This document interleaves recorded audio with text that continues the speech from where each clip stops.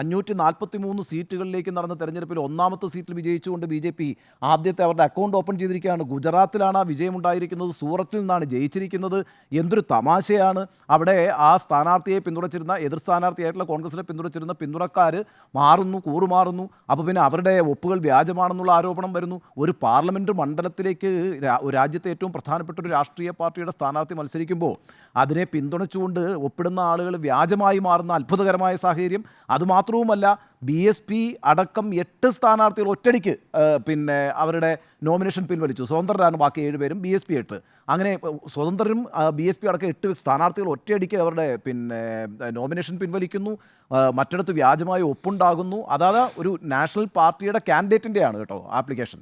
അത് തെരഞ്ഞെടുപ്പ് കമ്മീഷൻ തള്ളുന്നു. അങ്ങനെ ഒരു വിജയം 543 സീറ്റുകളിലേക്ക് നടക്കുന്ന മത്സരത്തിൽ ഒരു സീറ്റിൽ BJP വിജയവും പ്രഖ്യാപിച്ച് അക്കൗണ്ടും തുറന്നിരിക്കുകയാണ്.